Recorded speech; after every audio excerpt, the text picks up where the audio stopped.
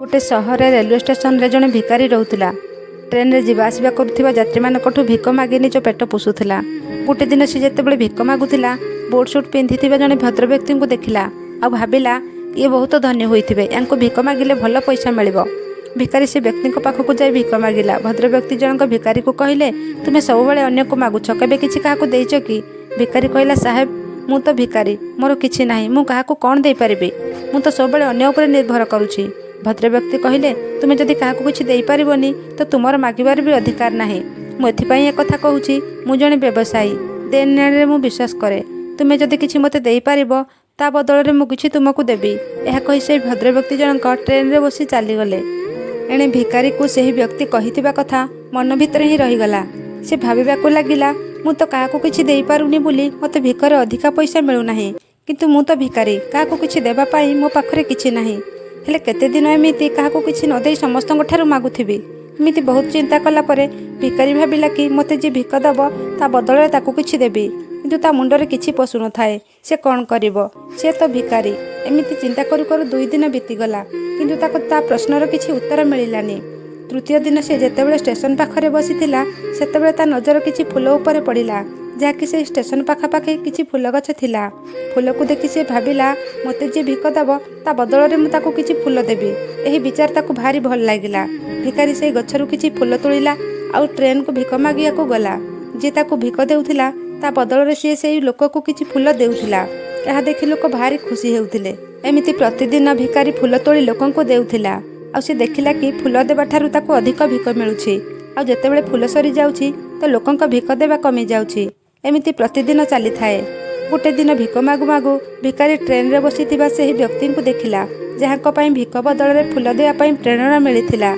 से संगे संगे से भद्र व्यक्ति पाखक गला आ भिक मागिकी कहिला आज भिक बदल रे तुमको देबाकू मो पाखरे किछि फूल अछि। से व्यक्ति जनक पकेट रु काढी ताको किछि टंका देले आ भिकारी बदल रे ताको किछि फूल देई देला। से भद्र व्यक्ति को कथा बहुत पसंद आसिला। से कहिले वाह केते भल कथा, आज तुम्हें भी मो परि व्यवसायी होईगल। एतिकी कही भद्र व्यक्ति सेठारु चली गले, किंतु से कहिथिबा कथा आउ थरे से भिकारी मनरे ही रहीगला। से बारंबार से कथा को चिंता करिबारे लागिले।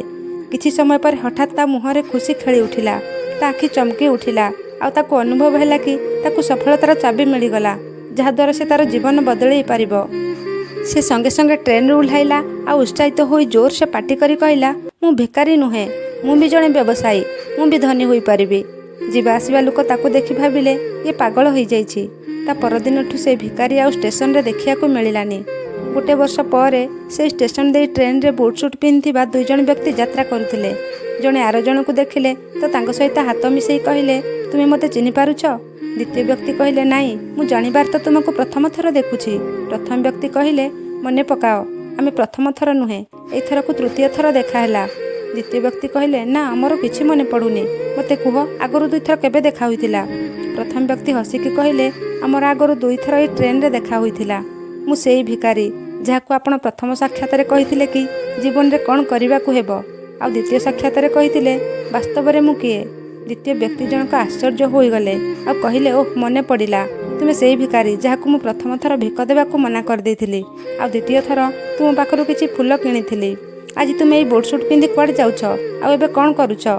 प्रथम व्यक्ति कहिले हाँ मु सेई भिकारी, किंतु आज मु फूलर जणे बड़ व्यवसायी आ ए व्यवसाय पाई मु अन्य शहर को जाउछि।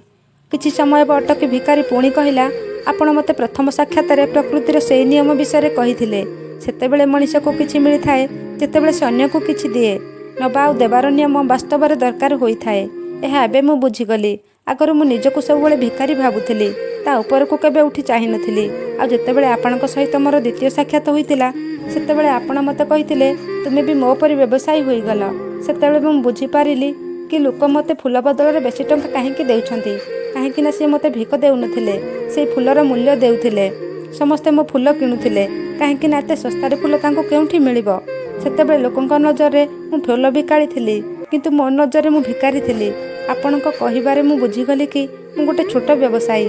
ट्रेन रे फूल बांटी बांटी जो टंका रखिथिली से टंकारे बहुत फूल किणिली। एठिकार लोकंको फूल बहुत पसंद, तांकर से पसंद मते फूलर बड़ व्यवसायी करदेला। 2 व्यवसायी बहुत खुशी थिले। स्टेशन आसिया परे साथी हुई उल्हाइले आ निज निज जगह को चली गले। ସାଙ୍ଗମାନେ, ଏହି କାହାଣୀରୁ ଆମକୁ ବହୁତ କିଛି ଶିଖିବାକୁ ମିଳୁଛି।